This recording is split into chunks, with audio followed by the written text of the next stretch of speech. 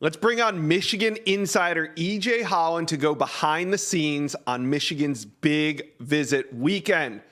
All right, look at it. Monster weekend for Michigan. 5-star Justin Scott, 5-star Ryan Wingo, 4-star Bryce West, 4-star Jordan Johnson-Rubel, 4-star offensive tackle Bennett Warren, 4-star athlete Boo Carter, and 4-star linebacker Elias Rudolph. All right, we're going to get to those 5-star updates here in a minute on Wingo and Scott. But first, I want to talk about the battleground recruitment between Ohio State and Michigan over two recruits that were on campus this weekend, cornerback Bryce West and Elias Rudolph. EJ, what are you hearing coming out of the weekend, and who do you think Michigan currently sits in a better spot with? I definitely think Michigan's in a better spot with Elias Rudolph. Like you said, 4-star linebacker. He's actually being recruited as an edge for Michigan, so they love him as a pass rusher. Mm-hmm. He's on the skinnier side, but a ton of athletic upside. He's currently at Deerfield Beach in Florida, but has spent his entire life in Cincinnati. He has a great relationship with lead recruiter Steve Klingscale, who has built tremendous ties in the state of Ohio and has obviously given Ohio State some hell this year on the recruiting trail. So I think Elias Rudolph could be the next Ohio native to join Michigan's class. I think Michigan is the clear front runner coming out of this official visit. The Wolverines have a pretty commanding lead on the On3 recruiting prediction machine. Now, he is supposed to take official visits to Ohio State and Miami. Michigan would like for those visits not to happen. I think they did enough this weekend to seal the deal, but we'll see if he does, in fact, take those visits. But overall, Michigan in a great spot there. When it comes to Bryce West, top 100 cornerback out of Cleveland, he goes to Glenville High School, which has a lot of Ohio State ties, very Ohio State friendly. It would be extremely difficult to pull a kid out of Glenville if you're Michigan. But they've done a really good job with Bryce West. You know, I think some people have been surprised with how long this recruitment has gone, the fact that he hasn't committed to Ohio State, the fact that he's been to Michigan so many times, has built great relationships with some of the commits. At the same time, I still think Ohio State leads there. They get the final official visit, so it'll be tough, but Michigan gave it its best shot this weekend. All right, so Michigan sitting in a better place with Rudolph than West. Now let's go to 4-star athlete Boo Carter out of the state of Tennessee. Now he's deciding this coming weekend.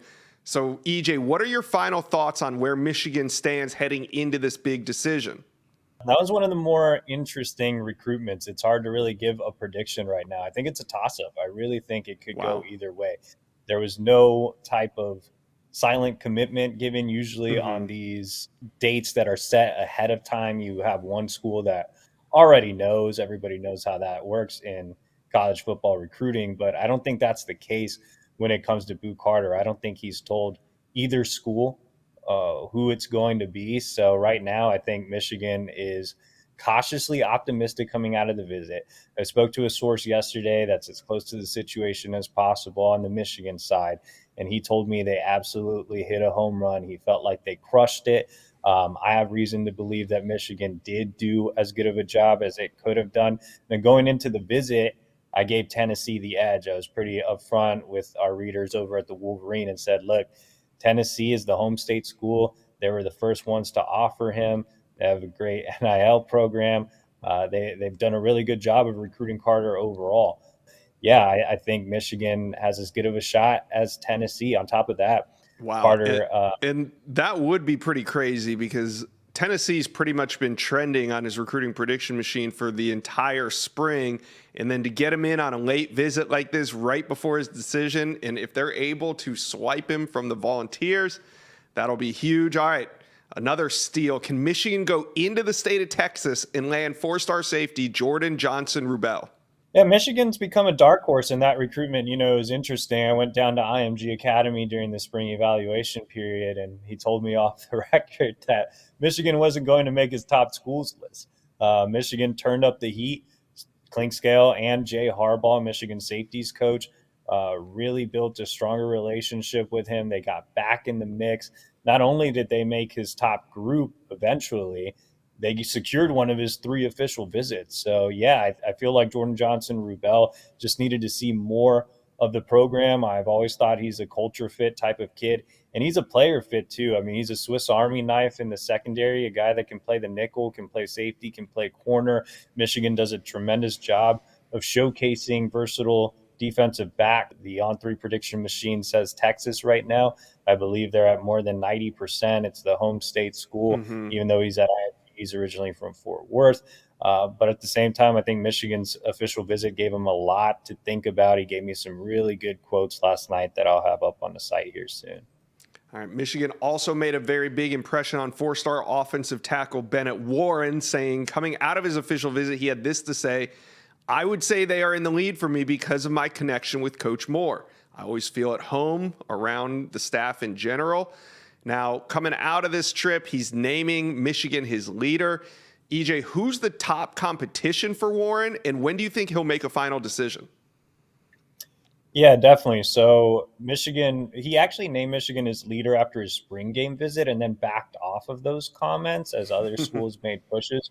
Now that he's been back on campus, he's once again named Michigan his leader, which is obviously a positive sign for the Wolverines. I do think Michigan has the lead right now. Obviously, I would pencil him in the class as things stand today, but he does have a couple of official visits left. He recently dropped a top 4 of Michigan, Texas A&M, Oklahoma, and Tennessee. A&M got the first visit.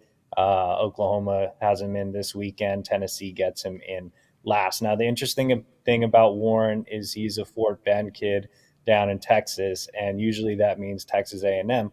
But Warren's not originally from Texas. He's lived all over the country. He still has a North Carolina phone number. He's lived in the DMV before. So he's a guy that's very willing to leave the state as a non-native Texan. I think what Michigan's done with its offensive line production, winning back-to-back Joe Moore awards, Sharon Moore having built that connection with him, I think Michigan's obviously a destination school for offensive linemen. So we'll see. Warren originally told me he wanted to push his decision back into the fall, now told me that he wants to make his decision at some point this summer. Well, that bodes well for Michigan. All right, it's time to get to those 5-star recruits that were on campus. But first, Michigan fans, do me a favor. Like this video and subscribe to the On3 YouTube page. I'd really appreciate it. All right, 5-star wide receiver Ryan Wingo and 5-star defensive lineman Justin Scott, both on campus. What are your sources saying on these guys? Let's first start with wide receiver Ryan Wingo.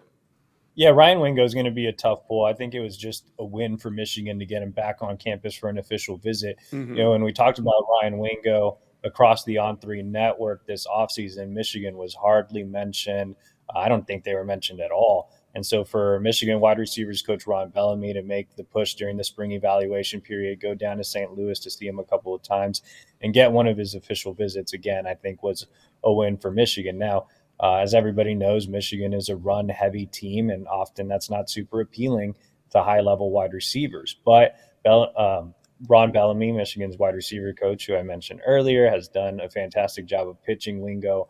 Wingo's a plug-and-play guy, especially at a place like Michigan where they might not have a dynamic option. So he sees that opportunity to potentially start as a true freshman. I exchanged some messages with Wingo this morning, and he was telling me about how he sees himself as a true deep threat, a guy that can be a dynamic playmaker at Michigan. The Wolverines continuing to make an impression on him. And the good thing about Wingo is he's taking it deep into the process, so Michigan can just keep chipping away. And as you know, Michigan has a loaded squad this year, so they win the Big Ten again, get back to the playoff. I think that'll continue to impress them. Yeah, get him on campus. Anything can happen. We'll see. But now let's talk about Justin Scott out of Chicago, Illinois, the number 2 defensive lineman in America, number 8 player overall, really high-rated prospect. What are you hearing on Justin Scott's official visit to Michigan? I think more positive vibes with Justin Scott. Is a little bit of the same thing, maybe to a lesser extent with Scott in terms of Michigan not really being mentioned nationally. He even though he's about 3-4 hours away from campus, he hadn't visited since the game against Michigan State. Coming out of the official visit, though, I do think Michigan's a legitimate contender. I do think the longer this goes, the better for Michigan. Kind of the same thing with Wingo. If you see Michigan win another Big Ten title. You see them get back to the college football playoff. You see them have another great year on the defensive side of the ball. That gives Scott a lot to think about. Look, he really likes some of the schools down south. Georgia and Miami are considered two favorites.